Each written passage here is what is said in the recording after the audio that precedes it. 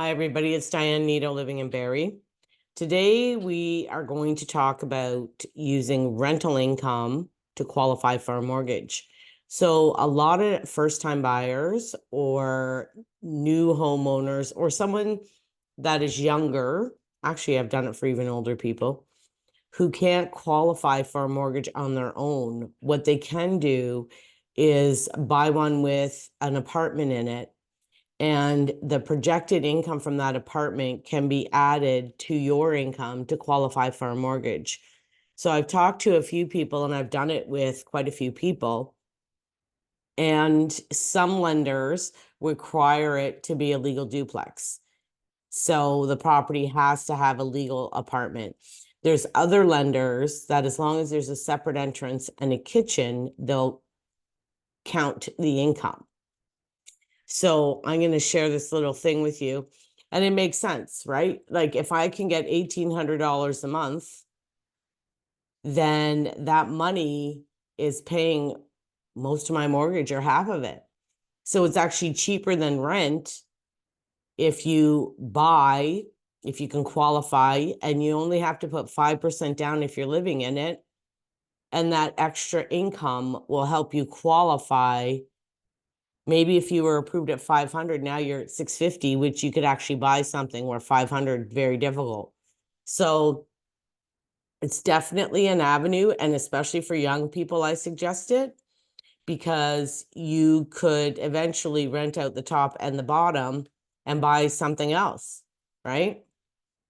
So using projected rental income for the purchase of a primary residence. If you want to buy yourself a new home with 2 to 4 units, you intend to rent out part of it, you can use your property's income potential for mortgage qualification.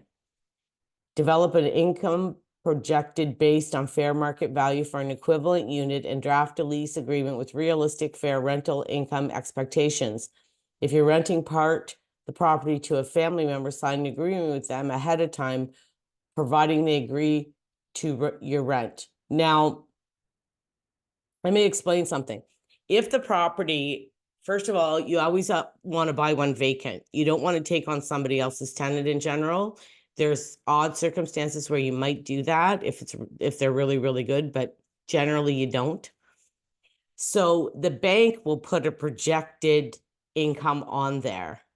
So what they're saying there is, like, make up a phony lease or say how much it's going to be. The bank is going to put fair market rent on there. So say they believe it's 1,800 and you can actually get 2,000, they're going to go off the 1,800, and they always are going to go lower to be safe and to adjust for vacancies and stuff like that. So this is definitely a way for first-time buyers to help and to buy a house. Because right now we know it's really, really tough. Prices are high, but you can do 5% down. It can be gifted to you by a family member, and the rental income can help you qualify. It's an avenue. And, at this day and age with rents so high, you got to figure out a way. And there's always a way around everything. You need your credit to be at least 650 though. Okay. So go on your bank account, you can look now at your TransUnion score. Now your Equifax score is probably a little bit lower than that, but check on that credit score. And if you're not at 650, clean up your credit, start making payments good. And once you hit that 650 mark, then a lender would lend to you. So that's kind of important, and you can clean it up ahead of time. You got to keep on top of that. I hope this helps. Drop me a comment. If you have any questions, hit the like, the subscribe, and I'll keep you up to date with all the new tricks.